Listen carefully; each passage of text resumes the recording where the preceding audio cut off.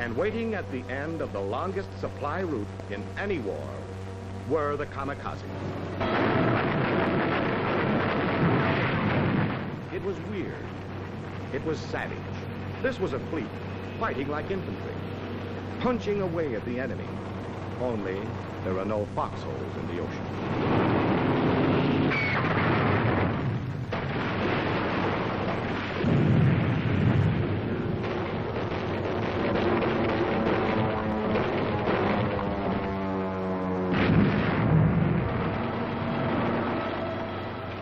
March 18th to the 21st, 556 Japanese planes destroyed.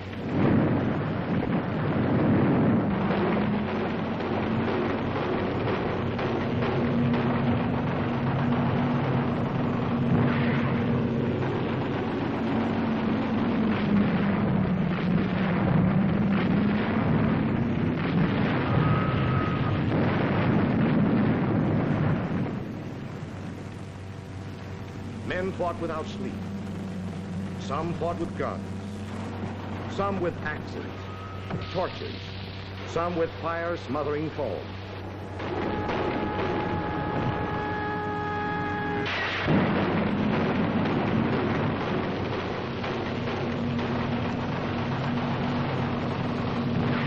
It was fix and fight at the same time.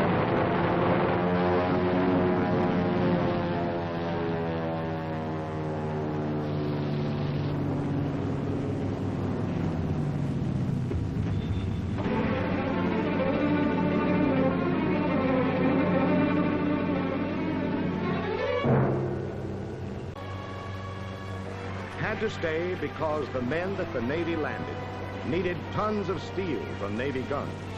Even as we beat off fresh waves of Jap planes overhead, the big guns of the fleet smashed enemy strongholds miles away.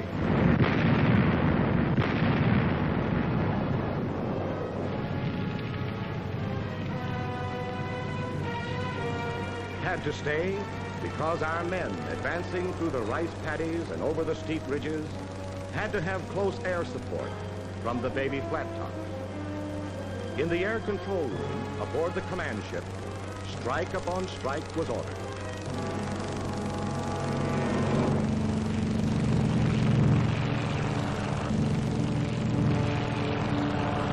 Then the Navy and Marine flyers laid down precise, deadly rocket fire to help make the next 50 yards of advance less costly.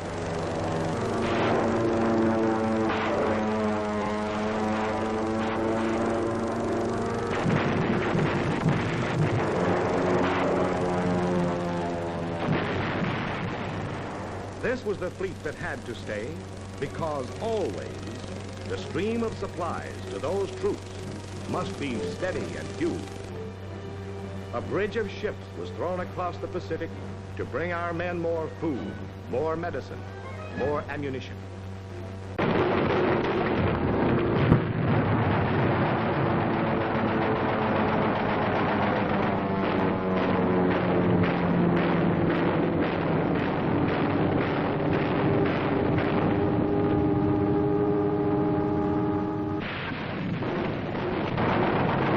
By night it went on. Hundreds of land-based planes streaked low over the sea at our carrier.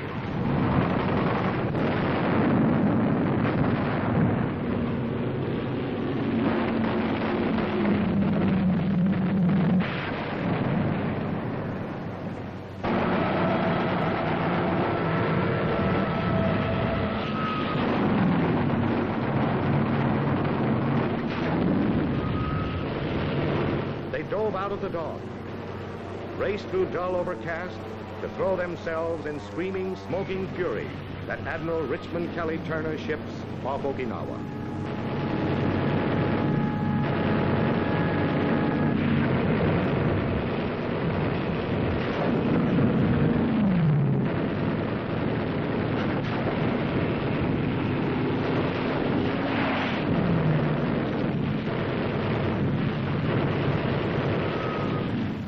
Again, the old battleships were there, and new ships of the line.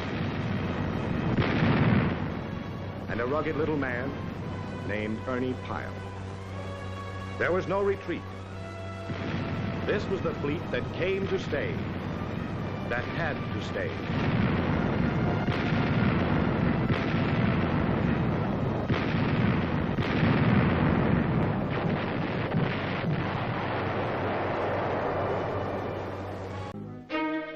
Then it struck.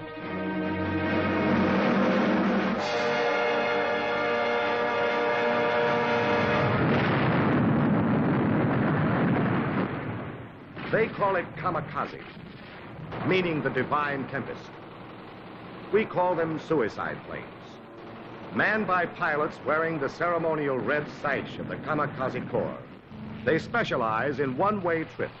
Their destination, the deck or hull of any American ship onto which plane, bombs, burning gasoline, and red-sashed pilot can crash.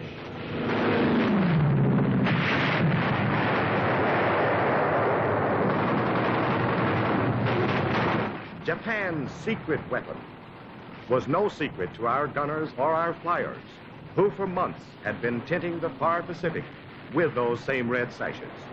But now, to meet our latest challenge, our deepest thrust, there rose every plane that could fly, new or old, from the very heart of Japan itself.